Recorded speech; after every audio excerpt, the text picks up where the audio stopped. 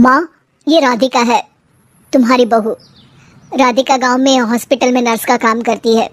बस हम दोनों में दोस्ती हो गई और हमने शादी कर ली। राधिका, माँ के पैर छू। अरे चल हट, नालायक। अरे मैंने क्या क्या सपने देखे थे कि तेरी शादी किसी अमीर घर में करूंगी और दहेज में लाखों रुपए लूंगी, और तू गांव की इस मामूली लड़की को मेरी बहू बनाकर ले आया। लेकिन बेटे की जिद के आगे सुनीता देवी मजबूर हो जाती है। राधिका सुनीता देवी को फूटी आंख भी नहीं भाती थी। तुम चिंता मत करो भाग्यवान, हम दोनों मिलकर अपनी बहू को इतना सताएंगे कि वो हमसे तंग आकर ये घर छोड़कर चली जाएगी। फिर हम अपने बेटे की शादी किसी बड़े सेठ की बेटी से कर देंगे, ठीक है?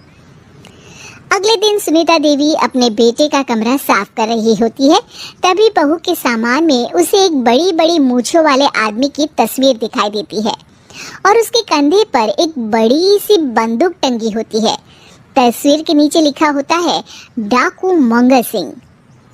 ये किसकी तस्वीर है बहू? ये मेरे पिताजी की तस्वीर है। बस फिर क्या था। ये सुनते ही सुनीता देवी के हाथ पैर कांपने लगते हैं। वो भागती हुई सीधा अपने पति के कमरे में जाती है। अरे गजब हो गया जी, गजब। अरे क्या हो गया भाग्यवान, हमारी बहू एक मशहूर डाकू मंगल सिंह की बेटी है। हे भगवान, अब क्या होगा? क्या कहा? डाकू मंगल सिंह? अरे मर गए रे। सुना है वो तो बड़ा ही खतरनाक डाकू है, मारता ज्यादा है गिनता कम है। लोग तो लोग पुलिस वाले भी उसके नाम से कांपते हैं। अरे सुना है वो तो हर हफ्ते 2-4 लोगों का ऊपर का टिकट कटवा ही देता है। हे भगवान, अब हम क्या करेंगे? ये हमारे नालायक बेटे ने कैसी मुसीबत हमारे गले बांध दी। हाँ वो तो है, अगर हमने बहू को जरा भी तकलीफ दी तो उसका बाप मंगल सिंह हमें गोली से उड़ा देगा। अब जो मैं कहता हूँ उसे ध्यान से सुनो। तुम बहू से बिल्कुल घर के काम मत करवाना, और ध्यान रहे उसे किसी प्रकार की तकलीफ नहीं होनी चाहिए, समझ गई ना? और ऐसा ही होता है। अगले दिन सुनीता देवी रसोई में खाना बना रही होती है कि तभी, ये क्या माँ जी, मेरे रहते आप खाना बना रही हैं? चलिए हटिए, मैं खाना बना देती हूँ। अरे नहीं नहीं बहू, तू यहाँ क्यों आ गई? जा, तू अपने कमरे में जाकर आराम कर, मैं खाना बना लूंगी। सुनीता देवी जिद करके राधिका को भेज देती है। फिर एक दिन, अरे फर्श पर कितनी धूल जमी है, माँ जी देखेंगी तो नाराज हो जाएंगी। मैं अभी यहाँ पोछा लगा देती हूँ। राधिका जैसे ही पोछा लगाने लगती है कि तभी उसके ससुर की नजर उस पर पड़ती है। बंसीलाल भागता हुआ वहाँ आता है। अरे नहीं नहीं बहू, तुम ये क्या गजब कर रही हो? बहू तो बेटी समान होती है और हम ना अपनी बेटियों से काम नहीं करवाते। तुम आराम से बैठकर YouTube पर किड लॉजिक चैनल की सास बहू की कहानियाँ देखो। वो लोग ना बहुत अच्छी अच्छी कहानियाँ बनाते हैं। सच? आप देखते हैं? अरे मैं तो रोज देखता हूँ। शहर की बहू तो मेरी फेवरेट कहानी है। हाँ, ये कहकर बंसीलाल पोछा लगाने लगता है। इस तरह राधिका के सास ससुर सारा दिन उसकी खुशामद में लगे रहते हैं और उसे किसी महारानी की तरह रखते थे। कैसा लगा बहू? पिज्जा टेस्टी तो है ना? अच्छा, मीठे में क्या खाओगी बोलो तो? माँ जी, मुझे तो काजू कतली बहुत पसंद है और उसके बाद एक गिलास लस्सी मिल जाए तो मजा आ जाएगा। ये सुनते ही सुनीता देवी अपने पति को कोहनी मारते हुए कहती है, अरे सुना नहीं बहू क्या मांग रही है? जल्दी से भागकर बाजार जाइए और सब खरीद कर ले आइए। हाँ हाँ भाग्यवान, अभी जाता हूँ। राधिका की तो 5 उंगलियां घी में थी।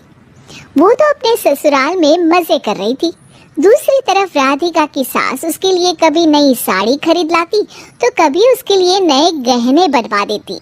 फिर एक दिन डाकू मंगल सिंह अपनी बेटी राधिका से मिलने अपने आदमियों के साथ आता है।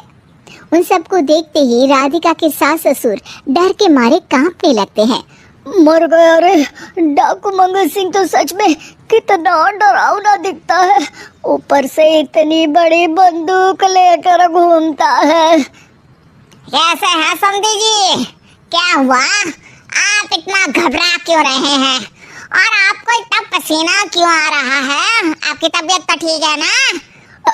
जी अभी तक तो ठीक है, पर लगता है बहुत जल्द खराब होने वाली है। क्या कहा आपने? जी कुछ नहीं, बताइए बताइए कैसे आना हुआ? दरअसल आज आपके शहर में हमारी नाटंकी मंडली का प्रोग्राम है, तो इसी बहाने सोचा बेटी का ससुराल भी देखता चलूं। ये सुनते ही राधिका के सास ससुर हैरान हो जाते हैं। क्या कहा? आप नौटंकी में काम करते हैं? हाँ माँ जी, पिताजी डाकू की एक्टिंग बहुत अच्छी करते हैं, उन्हें तो कई अवार्ड भी मिल चुके हैं। और ये बंदूक, ये तो असली लगती है। तभी राधिका के पिताजी अपनी नकली मूंछ निकालते हुए कहते हैं, इस मूंछ की तरह यह बंदूक भी नकली है। ये तो छर्रे वाली बंदूक है, इससे तो मैंने आज तक चिड़िया भी नहीं मारी। और खोदा पहाड़ और निकला चूहा, इसका बाप तो मामूली नौटंकी वाला निकला, और हम इससे डर कर बहू की नौकरों की तरह सेवा कर रहे थे। आपने सही कहा जी, इसके पीछे मेरे कितने पैसे खर्च हो गए, और काम कर कर के मेरी तो कमर टूट गई सो अलग। अरे बहू, तूने अपने पिताजी के बारे में हमें पहले क्यों नहीं बताया? राधिका मुस्कुराते हुए कहती है, आपने तो कभी पूछा ही नहीं ना माँ जी।